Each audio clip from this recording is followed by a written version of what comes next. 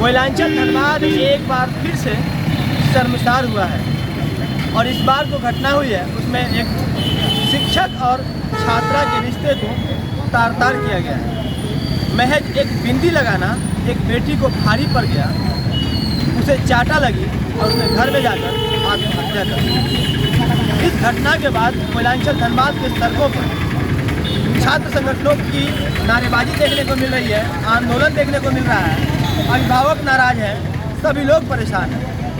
सामने विद्यार्थी परिषद से जुड़े हुए तमाम कार्यकर्ता हैं, उनसे बात करेंगे और जानने का प्रयास करेंगे कि तेतुलमारी की जो घटना है, सेंट जेवियर स्कूल की जो घटना है, वह इन्हें किस तरह से झकझोर रही है।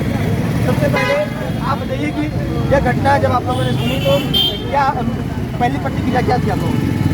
जैसे कि हम लोग परिवार वालों से भी जाके मिले, सारी बातों को अच्छे से सुना, तो हम लोगों ने यह तय किया कि स्कूल प्रशासन अपना मनमानी पे उतर गई है। आए ना आए दिन घटना रोज़ आ रही है कि छात्राओं के साथ बहुत दिक्कत किया जा रहा है। उतना बड़ा भी ये मैटर नहीं था कि एक बिंदी लगाने से उसको बेइज्जत कर दिया जाए, उसको थप्पड़ मारा जाए। अगर घर के बाद देखा जाए, ज़्यादातर बच्चे स्कूल में ही अपना समय व्यतीत करते हैं, वहीं से सब कुछ सीखते हैं।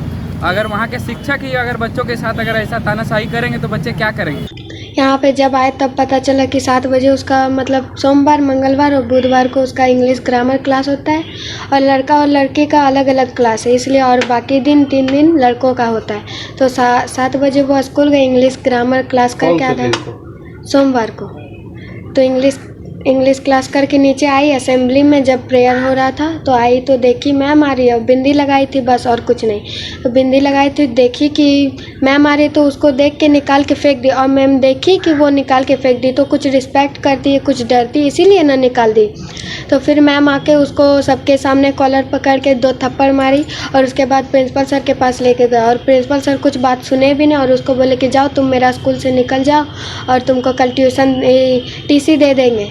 और उसको निकाल दिया वैसे बैग पकड़ा के स्कूल से। और वो थाना के पास रुकी थी। उस टाइम भैया जब स्कूल जा रहा था तब देखा दीदी यहाँ पे है, तो दीदी से पूछा तुम यहाँ पे? तो दीदी बोली कि जाओ मम्मी को बुला के आओ। तो भैया मम्मी को बुला के ले गया और उसके बाद मम्मी को बोले चलो हम लोग थाना में रिपोर्ट लिखवाएंगे। और मम्मी बोली पहले चलो प्रिंसिपल सर से बात कर लेते, उसके बाद देखते, उसके बाद जाएंगे। तो प्रिंसिपल सर भी मम्मी को बोले कि आपका बेटी का तमीज़ नहीं है, बोलने का तरीका नहीं है, ऐसे करके मम्मी को भी इंसल्ट करके निकाल दिए। उसके बाद दीदी को मम्मी कैसे भी करके समझाई, बोली कि चलो तुमको हम नहीं पढ़ाएंगे, हम लोग फ़ी नहीं दे पा रहे हैं। हम लोग को फ़ी के लिए भी टॉर्चर करते थे पहले से। हम लोग 2 ईयर से हम लोग फ़ी नहीं दे पा रहे थे। हम लोग तीनों भाई बहन पढ़ते हैं। तो 2 ईयर से हम लोग फ़ी नहीं दे पा रहे थे क्योंकि पापा एक तो कैंसर की वजह से डेथ कर गए पहले ही। तो उसके लिए हम लोग जॉब नहीं था, मतलब पापा जॉब नहीं कर पाते थे, इसलिए कुछ हम लोग फ़ी नहीं दे पा रहे थे। उसके बाद अभी जब पापा डेथ किए तो प्रिंसिपल सर से बात हो गया था, फिर भी हम लोग को टॉर्चर करते थे, बोलते थे कि तुम लोग को एग्ज़ाम देने नहीं देंगे, वो ये ऐसे करके। इसलिए और वहाँ से दीदी को निकाल दी। मम्मी बोली कि छोड़ दो तुम लोग को नहीं पढ़ाएंगे। एक तरह से बिंदी का लगा के निकालना पहले से चाह रहा था। हाँ। तो क्या चाहती है आप जब उसी स्कूल में पढ़ती हो तो क्या हमेशा से इस तरह से बिंदी लगाने वाला या कोई लड़का अगर तिलक लगा के जाता है या हाथ में धागा बांध के जाता है, मोली वगैरह, तो मना करता है क्या स्कूल? मना बस बिंदी के लिए ही करता है। और हाथ अगर कोई लड़का तिलक लगा किया है तो या फिर हाथ में नहीं, वो लोग को वैसे को नहीं। अब आप उसकी बहन क्या चाह रही है? हम बस इतना चाहते हैं दोनों को कड़ी से कड़ी सजा मिले और स्कूल बंद किया जाए।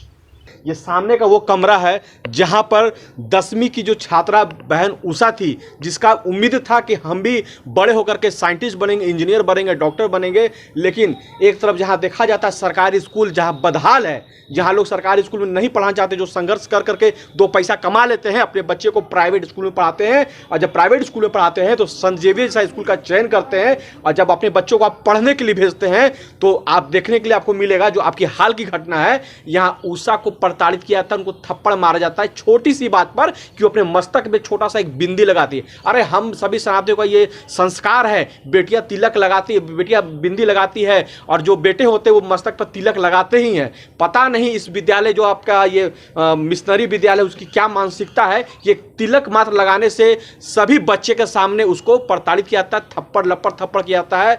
वो जा करके प्रिंसिपल से मिलती है और बोलती है कि प्रिंसिपल साहब मुझे लप्पड़ थप्पड़ किया गया, ये काम मुझे किनारे भी मुझे मारना ही होता तो किनारे मारती, सबके सामने मुझे इस तरह से बेइज्जत क्यों किया गया। प्रिंसिपल का रिएक्शन आता है तुम स्कूल में पढ़ने लायक नहीं है, तुम्हारा जो रजिस्ट्रेशन फीस होगा हम तुमको दे देंगे, तुम जाओ, जिस प्रकार तुम्हारे मम्मी मजदूरी का काम करती है जाके तुम भी मजदूरी का काम करो। और हालात ये बन पड़ता है कि बच्ची जब आती है इस कमरे में एक लेटर लिखती है, बतलाती है अपने दुख को, दर्द को बतलाती है और कमरा को खुला छोड़ करके पंखा पर लटक करके अपना जान देती है। आज हम लोग के बीच नहीं है। बहुत से आंदोलनकारी परिवार का ये है कि ये जो हत्या के आरोप में इन लोगों को सजा होनी चाहिए दोनों को, और साथ में इस तरह के स्कूल का अच्छे से जांच होना चाहिए और ऐसे स्कूल बंद होने चाहिए। ये बहुत शर्मनाक घटना है। बिंदी लगाना कहीं पे भी गलत नहीं है, और अगर लड़की बिंदी लगा करके छात्रा गई है तो ये तो स्कूल के प्रोटोकॉल में लिखना चाहिए कि बिंदी लगा करके आप नहीं आ सकते। सबसे पहली गलती तो है कि वो जो विद्यालय है वो अपना ऑथोराइज्ड है,